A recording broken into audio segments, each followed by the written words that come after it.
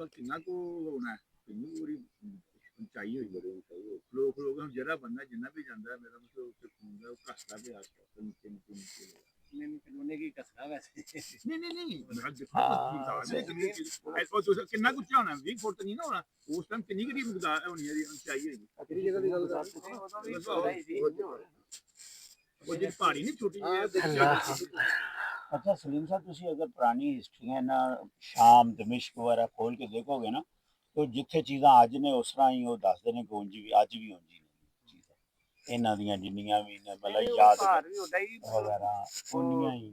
थोड़ा बहुत 19-20 ਦਾ ਫਰਕ ਪੈ ਗਿਆ ਹੋਵੇਗਾ ਕਿ ਅਗਰ ਨੀਂਦ ਦਾ ਲੈਵਲ नहीं बल्कि उनके रस्ते आसानियां करतियां रस्ते बनाते पहले तो रस्ते ही नहीं सड़क दे उत्ते हुण उन्हां पत्थर तराश के सीधा पदरा करके आसानियां लोगों वास्ते कर दित्ते लोग बहुत आंदे ने पहले कुछ नहीं सी ਸਾਰੇ ਹੀ ਰਾਤ ਤੇ ਚੜਨਾ ਹੁਣ ਕਾਹਦਾ ਰਸਤੇ ਸੀੜੀਆਂ ਬਣੀਆਂ बड़े आसान ਬਲਕਿ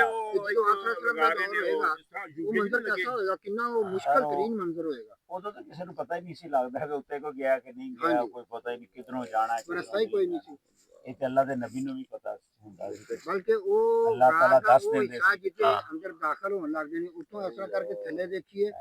ਤੇ ਹੱਦੇ ਨਜ਼ਰ ਉਹ ਗਹਿਰਾਈ ਹੈ ਨਜ਼ਰ ਆਉਂਦੀ ਮੈਂ ਸੋਚਦਾ ਜੇ ਮੈਂ ਡਿੱਗ ਪਿਆ ਤੇ ਹੁਣ ਅੱਲਾਹ ਜਾਣੇਗਾ ਉਹ ਅੱਲਾਹ ਹੀ ਬਿਹਤਰ ਜਾਣਦਾ ਕਿ